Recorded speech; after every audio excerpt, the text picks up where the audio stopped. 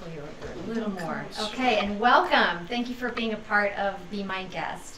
And I have Anna with me, a dear friend, Vasicek? Vasicek, yes. Yes, okay. You know, you hardly ever call your last names of your friends, but I wanted to make sure I said that correctly. So thank you for being with us, and thank you, Anna, for joining us. It was a big deal to see if she could join us. I'm going to bring this a little closer, just because I know you said your voice is a little soft. So let me see if I can. We'll see. Yes, yes. So Anna's been going through a lot, and I've been trying to get you for a couple months, but because it's been hard to, get in a car and drive somewhere, feeling well enough that this has been postponed. But I always thought there'd be just the right time, so this is the time. So let me just move this up a little bit higher so that it can pick up on both of our voices. We had to adjust the camera because Anna's a little taller than me. How tall are you? 6 feet? I am 6'2". 6'2"? Yeah. Wow. Okay. That's what they say. That's what they say. And you used to model, right? I did. Was it clothing or? I did some modeling back in Czech Republic, and I Okay. did a little bit here for some experimental photographers. Oh, okay. So just clothing, not the Yeah. traditional runway or not the Right. traditional photo shoot, since I'm not Okay. very traditional. Oh, okay. Cool. Did you enjoy that? Yeah, I loved it so You did. much. I have some really good memories, and Oh. I have some really good pictures from that. Oh, very cool. How long did you do it for? Back in Czech Republic, I was doing it for probably a good 10 years, Wow. and over here like 5, Okay. 6 years. Okay, great. So Anna and I know each other. If you watched my last show, so I try to do like in twos where it's kind of related. I had a cycling friend and then another cycling with 2 weeks of each other. And last week we had Tadeo, who was with Corpasso, and that's how I met Anna. And he was so thrilled, just tickled was probably the word I would use, to know. I told him, I said, I have a couple friends through that group, really just like 2 of you who became very dear friends. And I think that meant a lot to him, to know that through this workout that there are people that actually, really struck up a good, deep friendship.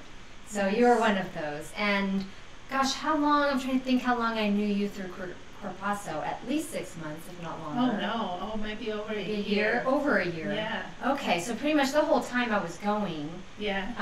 you've been going, and we kind of like miss here and there, but that's true. Yeah, about over a year there, right? And then since we've stopped kind of going, Yeah. we're still friends, and it's been another 6 months after that. Yeah, probably. for sure. So the whole time I've lived here in LA, I've known you. Yes, that's Yeah, true. because I started going there a couple months into having moved here. Yes. So so that was a very special way to get to know some people and to make some friends here. Thank you, and my So- friendship with you is very special. Thank you. So, And we haven't seen a lot of each other because you've been going through. Can you tell us in a nutshell what you've been going through physically and all, as much as you can? Well, I have Sure. been going through insomnia and anxiety. My endocrine system and my nervous system was completely off. So I am on a lot of medication, and I brought here just a sample. This is like a half of the meds I have been on. This is about a half, because this is just my leftover meds. Just to see. That's every day? Oh yeah, that's every day. So this is not at the same time, but it's Yeah. like pretty much the doctors, they have experimented with me. Oh gosh. Well, what happened, I stopped, my sleeping got worse and worse, and then I stopped sleeping. And by stopped sleeping, Okay. I mean I didn't sleep like for a week or 2 weeks. I And then know. I slept for a night, and I started going crazy, basically. Yeah. I don't even remember back from that time what was going on, and I tried to get through that, but then I had to seek medical help, which Yeah. was not easy at all. And later I just completely, it crushed me, and I am pretty much home. I'm practically not working since January. Yeah. And I'm getting some better, but Okay. I am still a long way to go. Yeah. Wow. And so you do therapy that's what her work is. Yes. And so you've had to cut back a lot throughout, and at some points, it sounds like right now, cut all together. having any clients. Is that right? I have one client left that's kind of flexible on time, and when I can come, he's there, and I don't can come, he understands. Yeah. So that's a good thing, but Yes. otherwise it has been hell, and I learned so much through this, and I would like to share with others what I learned from this. Yeah. What have you learned? I learned that prayers are a big deal.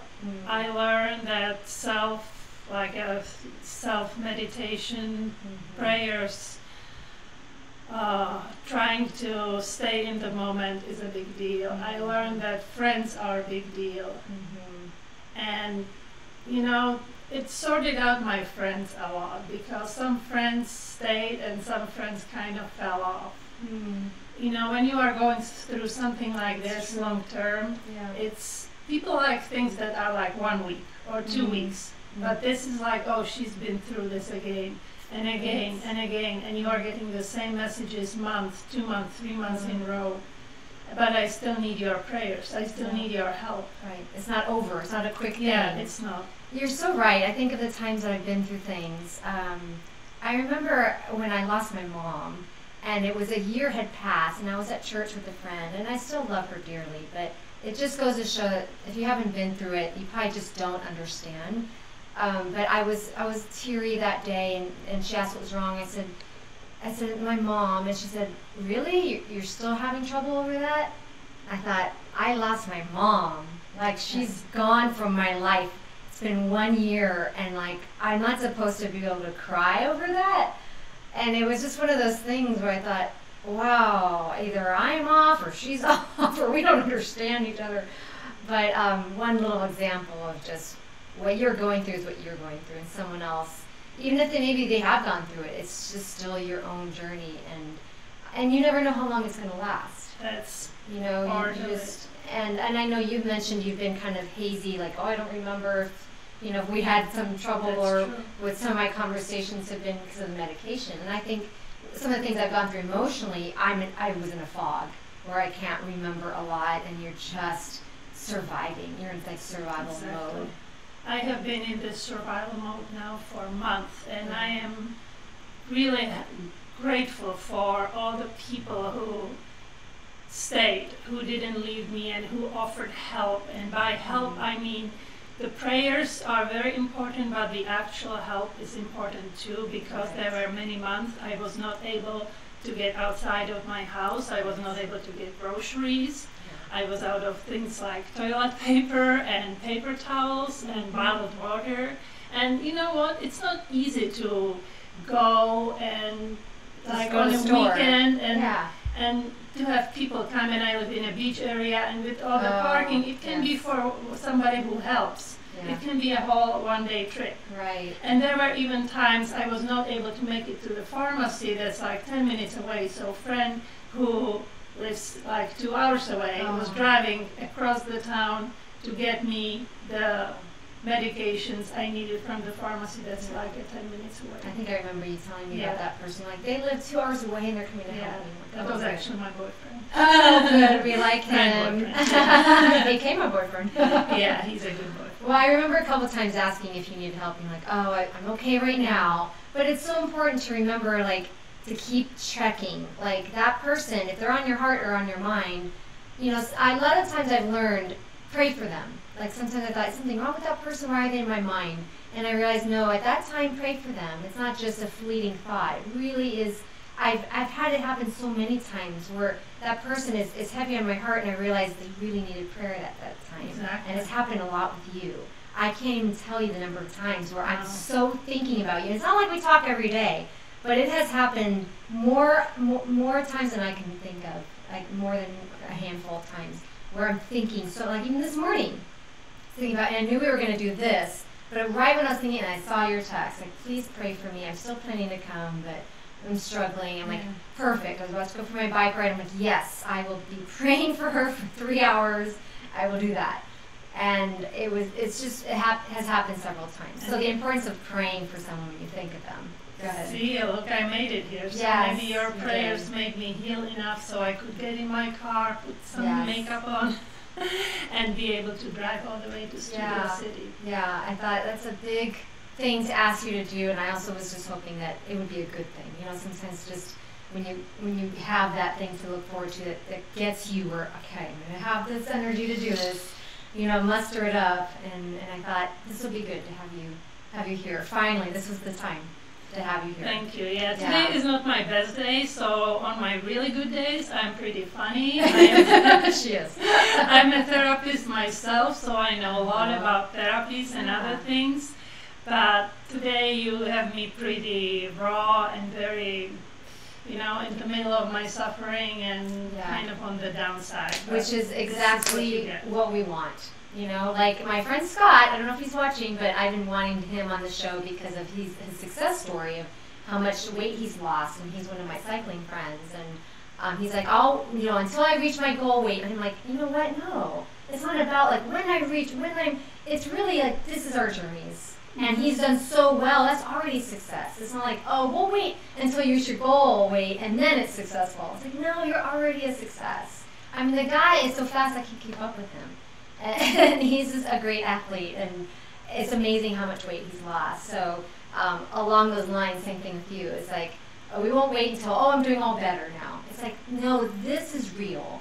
This is your suffering. It has not ended. It has had plateaus, thank God. You've had some moments of, break from it. But this is a reality, and it's not like, let's just see when it ends. It's like, we hope and pray that it ends soon. You probably thought it would end in a week or two or a month or two, and it just has continued. How does that draw on you? I mean, it's got to be just so discouraging at times. You're like, another horrible day. And you've written me another night of no sleep, and my heart just sinks because, I don't want to cry. I want you to feel better. I don't want you to suffer. And we have friends that are suffering. We've gone through suffering ourselves, and we don't want our loved ones to go through this, but it's also very important part of life because you learn so much. And when you do get past this, you're going to be like, I can understand all things, and be so grateful for where I am now because of how hard one day was for me. Well, I hope I will get that understanding. It's one day at a time. Yeah. I think there were many days I would just wish this was over and I didn't want to be in this moment. I am just surviving. So I have really good days when I can see perspective, I see my progress, but I also have had many days when I didn't see anything, when I didn't see the end of the light of the tunnel. Right. And that has been very hard. But it's just, you go with the flow, and and I think it's the prayer, it's the energy that carries you through this. So I wake up and the next day I'm alive. And the next day I'm alive. Right. Maybe I'm better, maybe I'm worse, but I am alive. Yeah, absolutely. Yeah, and I think that's, I wrote the little intro to you, and I said, what can we learn from her? And I think that's pretty much a lot of what we can learn, is that no matter how bad we think we have it, there's always someone that's worse off. And I think I've even written that to you too before, trying to encourage. I've tried different things, but that sometimes it's a reminder that this is really bad for us, but there are some people who are so much worse off. And not that should be like, okay, then I feel fine, but just as a reminder that we're not alone in it, and that we have a lot to be grateful for. And for you to say that when you have, not sleeping for a night, much less like when I have, 3 or 4 days that were busy in a row, I'm like, I need sleep. And I'm so sensitive to sleep that when I get your text messages of like 2 weeks, no sleep, I'm like, how? So that, I just know it has to mess with you, mentally, emotionally. Yeah, the thing with also I had been a good experience with friends and not so good experience sometimes with the medical field, because since I kind of always had this like athletic model look, I on the first look I look healthy. Exactly. So I went to see doctors. I told them I can't sleep. I'm doing really bad. Yeah. Then they check my blood pressure and other vitals, and I'm fine. I have a good blood pressure. Because you're healthy. I am healthy, but then I'm you're trying not. to explain them how I'm suffering, and I got Yeah. that feel like judgment, basically judgment that they were judging me, that they didn't see the suffering person. And I had to say, there were moments I wish I was heavily overweight, and I prayed. I almost prayed like there was something else was wrong with me, something really, really bad was with me, so they get it and they would believe me. Right. So that was other like a hard thing to go through, and but I'm here today. Right.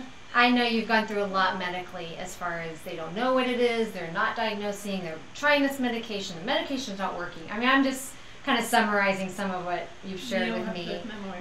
And it's just like, oh, how frustrating, you know. It's like I want to ask these questions, well, have you done it, or what do they know? But it's like I don't want to burden you when I know you've gone through the gamut. You've explained it millions of times with people and the doctors, and you've gone. I almost didn't want to have you explain it to me. Ask anything. But it was, I'm sure, very frustrating to deal with the medical field. Has it improved as far as how they've been monitoring you, and how, I know now you have more like resources and a few people that you're seeing for different aspects of what you're going through. I don't know how much you want to reveal about that. Well, I'm seeing a psychiatrist for the medical, for the drugs, and for this part, and then I'm seeing a therapist for a thing that's called brain pain, and it basically works on my brain to get things right. They put electrodes on my brain, and I'm watching a computer screen, and it works on my brain to improve the functions, because this is basically have been a brain thing. Wow. So since I found brain pain, things got better. Okay, good. So yes, please, go ahead. Yes, water is important. So then it's improved then, as far as finding some remedies, if you will. Yes. Okay, good. Because that can be a long haul, and that can be very trying. And I'm sure a lot of people, I mean, I know there's so many stories of people who have gone through things that haven't been diagnosed, and that's why there's so much out there. People are like, this is what I had. They're trying to help other people. And I think that's so great, because you don't want other people to suffer what you've gone through. Yeah, I've been exactly through this, that they couldn't diagnose, that they were looking for other things, and then they came to me and they said, oh, the test is fine, you are fine. And I said, I haven't slept for 2 weeks. I'm not fine. I need help. Please give me something. And then they gave me traditional sleep drugs or some sort of a thing that works for people, and that it didn't work for me. And then again, the medical field, they almost got mad at me that it's not working for me. So I've been there, just showed you all the drugs I've been through. It's because they were testing all the drugs on me, because the drugs, and it's not also their fault too, but they didn't work for me. So I got in this loop of, you know, taking all the drugs, having withdrawal effects from the drugs, trying new drugs. Then in the meantime, whatever the cause was, my brain was all messed up, and my endocrine system really took a toll on this. Yeah, I know it affected your stomach, and then you weren't able to digest properly. like excrete, and that can affect you. So all the side effects of medications. So you're trying to fix one area, and then you've got another area that's caused because of that. So that's kind of a tough domino effect as well.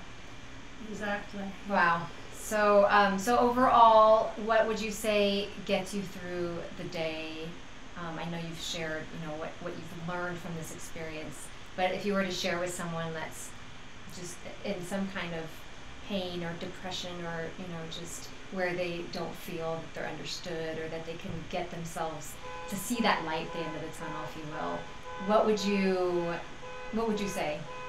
Well, in the morning, I would say try to get yourself together, get clean, shower, basics, because sometimes one doesn't want to crawl from the bed. So shower, talk, reach to the friends, because that's also when you hear that respond, like, here, I am here for you, I'm here for you, that helps. Yes. Then whatever you are able to do, if you can get out of the house, and if you, I'm very physical, so for me exercise is a big deal. If I can exercise even a little bit, I'm very happy, and it's good for me. I have not Yes. been able to do anything like Corpasso, which I Right. miss very, very much. Yeah. But I try to do some yoga, good. some sort of, even a walk. You know, Mhm. I walk to a grocery store to get my groceries. Also, Mhm. I have not been able to drive very much, so Mhm. the groceries were important. Yeah. So I Yeah. walk to the grocery store Mhm. with my backpack. And what else? Try not to do anything harmful for oneself. So Good. I didn't do any drugs I didn't have to do. Mhm. I didn't use any substance. Mhm. I did not engage in any conversation or in any sort of behavior that would hold me down. I try to do all the right things. Good. Yes, it's very frustrating that sometimes the right things don't deliver me right away to the right place, Right. but at least I feel I am doing the right things. I'm not doing anything that's counterproductive or harmful. Very good. Yes. And then again, friends reaching to people, just get this this feedback, the touch, you know, from people are out there, people are thinking of me. That was very important. And stay on just clean and have my home together clean, try to keep it clean, try to just look forward, not to look back, or stay in the moment and hope that the next day will be better than it's today. I have to say hope, because sometimes the days were not too good, Right. but that's what you do. Yes. And then there's this energy that can carries you through Absolutely. this. Yes. So, Yeah, definitely. I like that hope that the next day is better. If you're going through a day that's just, this is just not a good one, yeah. that it's not the end all.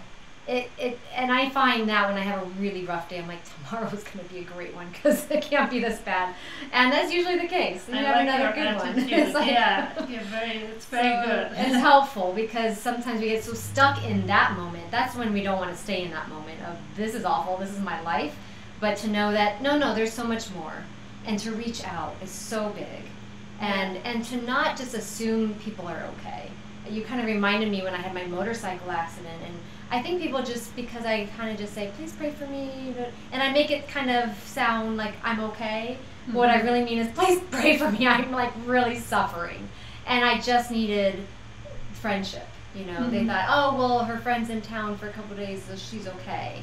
But it was where I couldn't get out of bed. I was so in pain.